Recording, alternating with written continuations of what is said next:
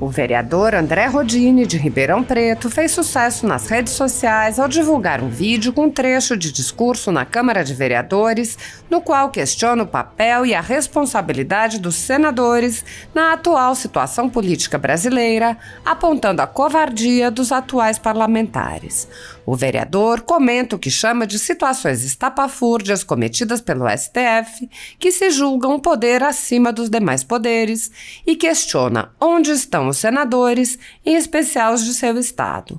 Rodini perguntou: onde estão os senadores da República que permitem que os ministros do STF cada hora apareçam com uma novidade? O vereador mencionou a decisão que excluiu o Bolsa Família do teto de gastos e questionou: isso não é função do Legislativo? Rodini trouxe outro exemplo. Como é que outro ministro pode tolher a liberdade de expressão monocraticamente, julgando, condenando, acusando, fazendo todo o ciclo judicial? Isso não é possível numa ordem democrática. O vereador afirmou: Montesquieu deve estar se revirando no túmulo, principalmente ao ouvir o linguajar de um ministro falar que o povo brasileiro é mané. Linguagem de bandido, não de um ministro do STF. Rodini perguntou: o que está acontecendo em nosso país? Rodini falou aos senadores: se os senhores senadores não querem cumprir a função que lhes cabe, que saiam da vida pública. Nós somos legislativo, nós fazemos leis, nós vigiamos a lei e nós defendemos o equilíbrio entre os poderes. Senhores senadores que não querem mais fazer o papel de senador, saiam. O vereador mencionou ainda a última multa imposta ao deputado Daniel Silveira, dizendo: isso é uma vergonha, o Brasil tem que ser reinventado. O deputado Daniel Silveira é um dos mais emblemáticos alvos da aberta perseguição política promovida pelo ministro Alexandre de Moraes, do Supremo Tribunal Federal, contra seus adversários políticos. Mesmo em pleno exercício do mandato parlamentar, o deputado foi preso por palavras proferidas em vídeo e permaneceu preso por mais de 7 meses. O deputado teve suas redes sociais bloqueadas e foi proibido de conceder entrevistas e participar de eventos públicos. Quando foi libertado, teve que utilizar uma tornozeleira eletrônica e só podia circular em Niterói e em Brasília. Seu patrimônio foi confiscado em multas sem previsão legal e até seu salário foi diretamente confiscado, além de verbas relativas ao exercício do mandato. O deputado recebeu a graça presidencial após ser condenado, por suas palavras, a uma pena maior que a de muitos autores de crimes gravíssimos contra a vida. Mesmo após a graça, o ministro Alexandre de Moraes segue aplicando multas e punições ao deputado, chegando mesmo a bloquear contas de sua esposa e advogada. O assédio ao deputado é parte de um assédio a um grupo de pessoas tratadas como sub-humanos e cidadãos com menos direitos por manifestarem suas opiniões livremente e por apoiarem o ex-presidente Jair Bolsonaro.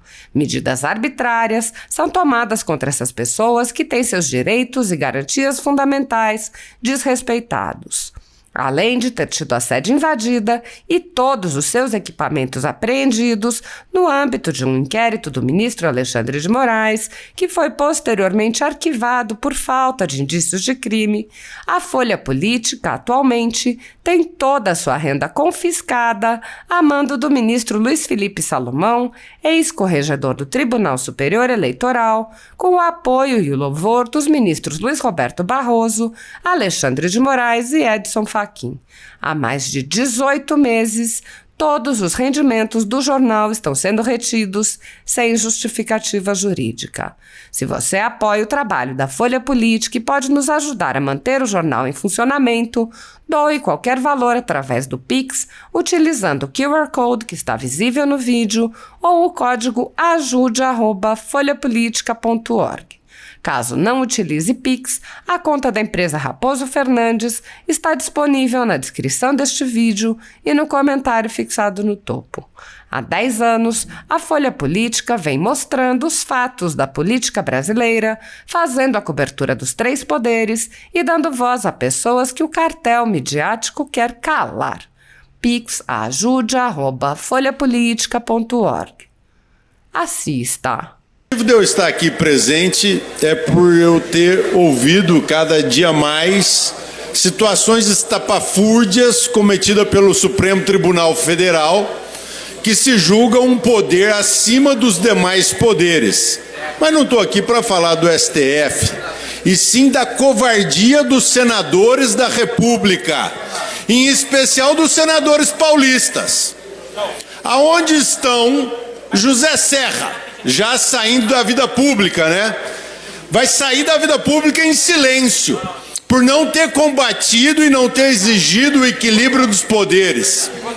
Onde está Mara Gabrilli, eleita em cima da pauta de ter sido chantageada sua família em Santo André, onde foi assassinado o prefeito, e deveria estar defendendo a independência dos poderes? E onde está esse suplente, esse Jordiano? Nem sei quem que é esse cara, ele nunca aparece, faz nada. Onde estão os senadores da República que permitem que os ministros do STF cada hora apareçam com uma novidade? Agora, essa última foi a novidade de um ministro dizer que o Bolsa Família de 67 bilhões de reais pode furar o teto. O resto não pode furar, é só isso que pode. Quem que limita isso? Isso não é função do Legislativo? Então eu pergunto, né, como é que outro ministro pode tolir a liberdade de expressão monocraticamente, julgando, condenando, acusando, fazendo todo o ciclo judicial? Isso não é possível numa ordem democrática prevista por Montesquieu, né? Montesquieu deve estar se revirando no túmulo, principalmente ao ouvir o linguajar de um ministro falar que o povo brasileiro é mané. Linguagem de bandido, não de um ministro do STF que gosta de aparecer com a biblioteca atrás quando dá entrevista e tudo mais. O que está acontecendo no nosso país? Esse novo senador que entra agora por São Paulo, calado, deve estar no mundo da lua. O que está acontecendo com o Senado do Brasil? Senhores senadores que foram eleitos na rabeira do último desse presidente que está saindo agora, Bolsonaro, entraram com pautas e não sei o que, cadê esse povo? Bom, eu quero entender que se os senhores senadores não querem cumprir a função que lhes cabe, que saiam da vida pública. Nós somos legislativo, nós fazemos leis, nós vigiamos a lei e nós defendemos o equilíbrio dos poderes. Dessa forma, senhores senadores que não querem mais fazer o papel de senador, talvez queira ser candidato a vice-governador, quer dizer, alguma outra coisa, menos senador, saiam e que nós revejamos essa composição da chapa para senadores, que bota lá um suplente que a gente nem sabe quem que a gente está votando, e quando morre um senador, como foi o caso aí, fica esse aí que nem sabe o que está fazendo no Senado Federal. Muito obrigado, me despeço com tristeza ao ver que hoje aquele deputado lá, o fortinho lá, o Daniel Silveira, foi multado em 2.600.000 hoje. Quer dizer, cadê o princípio do balizamento da pena, da proporcionalidade da pena? Não existe mais no Brasil. Isso é um escárnio ao mundo jurídico. E onde estão Ministério Público, magistratura, recebendo aumento de vencimentos hoje dos deputados federais no Congresso Nacional? Uma vergonha aumentar salário do ministro do Supremo Tribunal Federal para quase 50 mil reais por mês. Uma vergonha. O Brasil tem que ser reinventado. Obrigado. Repetindo o que disse no discurso anterior, não está em julgamento aqui tão somente o caso do deputado Daniel Silveira. E repito, execramos a sua fala em vídeos que foram amplamente divulgados.